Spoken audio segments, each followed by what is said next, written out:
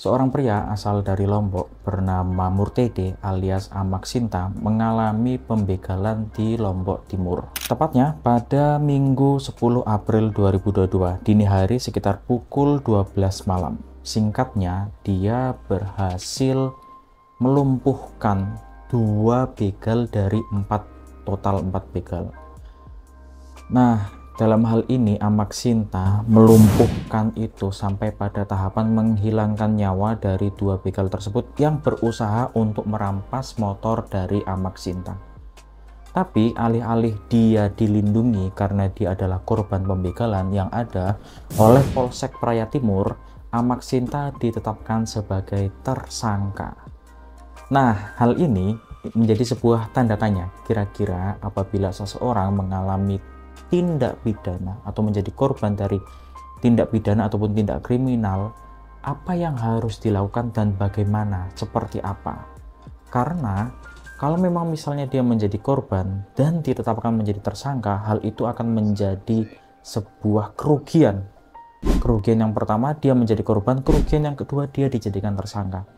Tetapi hal ini juga menjadi simpang siur. Di satu sisi terdapat orang yang menjadi korban juga dari tindak pidana ataupun tindak kriminal, kita anggap aja salah satu contohnya adalah begal, tapi dia ditetapkan sebagai bisa dikatakan sebagai pahlawan ataupun mendapatkan apresiasi. Nah, maka dari itu kita harus membahas lebih lanjut terkait landasan dasar dan bagaimana kita akan menganalisis lebih lanjut. Stay tune. Apabila kita berlandaskan pada undang-undang yang ada, Kitab Undang-Undang Hukum Pidana, kita sangat amat diperkenankan untuk membela diri. Bahkan dalam tahapan kita melumpuhkan, melukai, dan sampai menghilangkan nyawa daripada orang yang melakukan tindak pidana ataupun tindak kriminal kepada kita selaku korban. Itu sangat diperkenankan. Hal ini berlandaskan pada undang-undang yang berlaku. Mari kita lihat pada pasal 49 KUHP pada ayat 1 dan 2. Dan di sini saya akan membacakan pada ayat 1-nya. Pada ayat 1 di sini ada istilah nutwir. Nutwir. Oke ya, nutwir ya. Di sini nanti mari kita lihat bagaimana pembacaannya. Nutwir. Notweer. Pembelaan terpaksa. Saya bacakan pada ayat 1. Pada pasal 49 ayat 1 Kitab Undang-Undang Hukum Pidana, di sini dijelaskan tidak dipidana barang siapa melakukan perbuatan pembelaan terpaksa untuk diri sendiri maupun untuk orang lain, kehormatan, kesusilaan, atau harta benda sendiri maupun orang lain, karena ada serangan atau ancaman yang sangat dekat pada saat itu yang melawan hukum. Nah, dari sini ada beberapa poin yang harus kita perhatikan. Poin yang pertama yaitu adanya pembelaan terpaksa. Maksudnya bagaimana? Sederhananya, apabila tidak membela diri, maka kita yang akan terluka atau bahkan buruknya dihilangkan nyawanya oleh pelaku tindak pidana atau tindak kriminal. Itu yang pertama, pembelaan terpaksa. Yang kedua, terdapat objek yang dilindungi. Pembelaan atau pertahanan itu harus dilakukan hanya terhadap kepentingan-kepentingan yang disebut dalam pasal 49 ayat 1, yaitu mengenai badan, kehormatan, dan barang diri sendiri ataupun orang lain. Itu ada 3 objek yang harus dilindungi. Dan yang terakhir yaitu poin adanya serangan mendadak. Harus ada serangan yang melawan hak dan mengancam dengan sekonyong-konyong, kalau kita menggunakan bahasa hukum ya, pada ketika itu juga, pada saat itu juga. Jadi bukan serangan yang direncanakan, tapi respon yang spontan yang dilakukan oleh tindak pidana ataupun tindak kriminal. Nah, agar lebih mudah memahaminya, pada pasal 49 ayat 1 KUHP, saya akan memberikan contohnya. Misal, ada pencuri masuk ke rumah. Nah, dia sedang mengupayakan untuk mencuri beberapa barang berharga yang ada dalam rumah tersebut. Tetapi pemilik rumah memergokin. Dari pemilik rumah tadi, akhirnya dia itu mencoba untuk berteriak, mencoba untuk mencari bantuan bahwasanya ada pencuri di dalam rumahnya. Karena pencurinya ini spontan dan khawatir, ya, khawatir dia akan diamuk massa, maka yang dilakukan oleh pencuri ini tadi adalah melumpuhkan si pemilik rumah. Tapi dalam upaya untuk melumpuhkan si pemilik rumah, dari si pemilik rumah tadi ini upayanya yaitu membela diri. Dalam proses pembelaan diri tadi terjadi pergulatan lah singkatnya.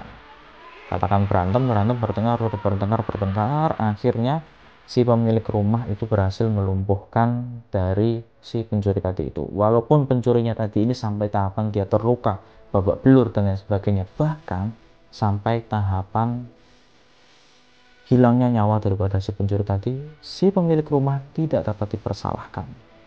Itu contohnya, karena udah memenuhi beberapa unsur-unsur tadi, 3 unsur tadi itu udah terpenuhi semuanya. Itu yang pertama, pada pasal 49 ayat 1 KUHP. Nah, kita juga harus melihat pada pasal 49 ayat 2 Kitab Undang-Undang Hukum Pidana. Itu membahas terkait hal yang sama, tapi ini ada hal yang lebih khusus lagi, yaitu apabila tadi itu hanya pembelaan secara terpaksa, disebut sebagai nuthuir. Di sini itu ada istilah lain, yaitu pembelaan terpaksa yang melampaui batas atau disebut sebagai nuthuir excess. Nanti kita lihat ya, nuthuir excess gitu. Noodweer excess. Ini saya bacakan isinya pada ayat 2, yaitu pasal 49 ayat 2. Pembelaan terpaksa yang melampaui batas yang langsung disebabkan oleh keguncangan jiwa yang hebat karena serangan atau ancaman serangan itu tidak dipidana. Oke. Sebenarnya secara teori antara nuthuir dengan nuthuir excess pasal 49 ayat 1 KUHP dan ayat 2 itu sama sebenarnya. Secara objek, teori dan lain sebagainya. Cuman pembedanya adalah bagaimana proses dia dalam membela dirinya. Oke. Kita berikan contoh yang sama. Misalnya ada pencuri masuk ke rumah. Ketika dia berusaha untuk mencuri barang-barang yang berharga, ternyata dia bukan hanya mencuri, tapi dia juga ingin mengupayakan untuk meruda paksa daripada istri pemilik rumah tadi. Ternyata pemilik rumah kembali. Yang kebetulan pemilik rumah tadi adalah seorang anggota aktif kepolisian ataupun seorang polisi. Dengan emosi yang membuncah, dia melihat istrinya yang seperti itu, dia mengeluarkan pistolnya. Dari pistol yang dia keluarkan, akhirnya dia tembakkan ke si pencuri tadi atau si pelaku tindak pidana kriminal tadi itu. Ditembak berkali-kali sampai selongsong terakhirnya itu habis. Benar-benar pelurunya habis, padahal 1 peluru aja udah cukup untuk membekukan. Tapi karena emosi yang mengguncang, akhirnya ditembak berkali-kali. Dan tindakan polisi yang, ataupun kita anggap contoh tadi ini, tindakan contoh yang saya sebutkan tadi itu sama sekali tidak dapat untuk dikenai pidana. Padahal jelas dia udah menembak berkali-kali dalam emosinya tadi itu. Karena kenapa? Dia membela diri. Dan dia memenuhi beberapa unsur-unsur tadi itu. Ada 3 unsur tadi ini. Nah, dia memenuhinya. Itu untuk pasal 2. Mari kita lihat bagaimana realita yang ada di lapangan dan kita mau menganalisis lebih lanjut kasus-kasus yang ada. Tadi saya sudah menyebutkan terkait kasus yang pertama, yaitu kasus Amak Sinta. Kasus yang kedua, kita akan membahas terkait Muhyani, si penjaga kambing. Nah, pada Februari 2023, tepatnya pada pukul 4 pagi, di kota Serang, Banten, itu ada Muhyani, si pemilik kambing, itu memergoki Waldi dan Pendi yang saat itu hendak mencuri kambingnya. Nah, ketika memergoki hal tersebut, akhirnya Waldi yang si pencuri tadi itu langsung mengeluarkan sebilah golok yang ia bawa, dan dari sebilah golok tadi itu dia berusaha untuk menyakiti ataupun melukai Muhyani karena dia tidak mau dipergoki atas tindakannya itu. Akhirnya terjadi pertengkaran antara Muhyani si penjaga kambing dengan Waldi tadi itu.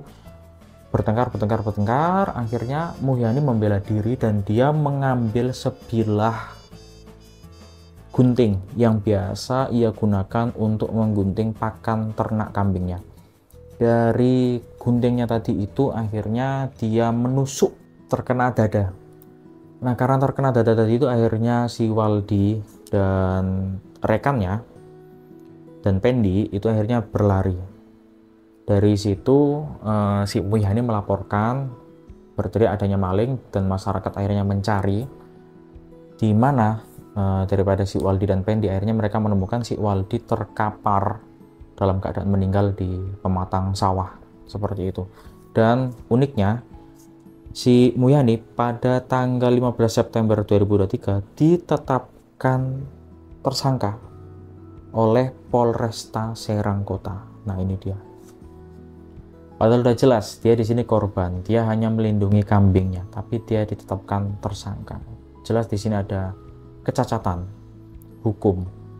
Karena dari posisi Mulyani sendiri dia udah sesuai dengan objek yang ada, yaitu dia berupaya untuk melindungi diri dan melindungi apa yang menjadi harta bendanya, dan dia sudah sesuai dengan apa yang ada pada pasal 49 ayat 1 KUHP. Dan apa yang dilakukan sama Mulyani tidak berlebihan, bahkan tidak pada tahapan ayat 2 not where excess. Jadi dia hanya melakukan pembelaan secara terpaksa, tapi dia ditetapkan tersangka, dan ini merupakan hal yang kontradiktif yang dilakukan oleh Polresta Serang Kota pada saat itu, yaitu pada 15 September 2023. Pada kasus ketiga, pada hari Rabu tanggal 23 Mei tahun 2018, ada dua orang pemuda bernama Irfan dan Rafiki yang tengah asik berfoto di Jembatan Layang Sumarekon. Ceritanya ada dua orang begal yang berinisial AS dan IY itu menodongkan sebilah celurit kepada mereka, kepada Irfan dan Rafiki, sambil meminta ponsel yang dibawa oleh Rafiki. Rafiki yang ketakutan pun akhirnya menyerahkan handphonenya. Namun AS yang memegang celurit tiba-tiba menyabet tubuh Irfan. Karena Irfan berhasil menangkis, akhirnya Irfan itu mencoba untuk menyerang balik. Dalam proses menyerang baliknya itu Irfan mencoba untuk mengembalikan handphone yang diambil dari si begal tadi itu.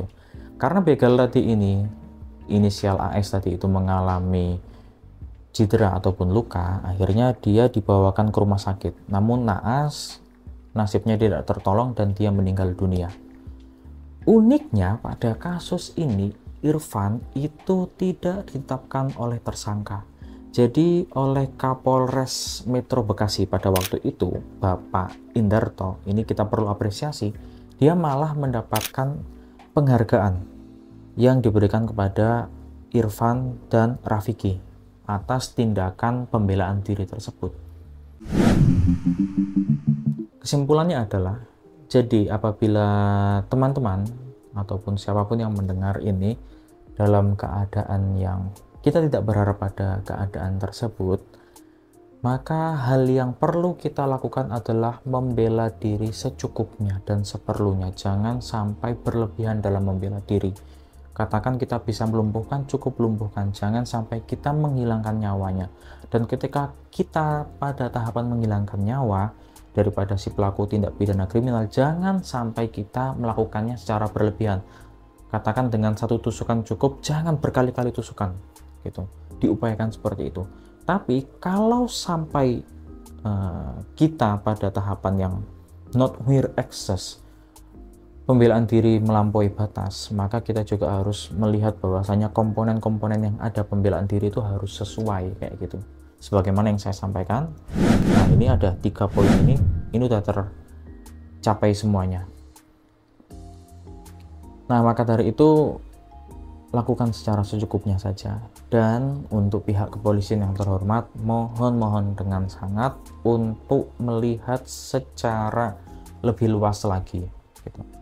Apakah benar dari yang bersangkutan ini pelaku atau korban? Kalau memang nyatanya dia korban, jangan ditetapkan sebagai tersangka dan jangan framing dia menjadi seorang pelaku. Mungkin gitu aja yang dapat saya sampaikan, semoga bermanfaat dan Stay tune untuk konten-konten yang bermanfaat lainnya. Terima kasih.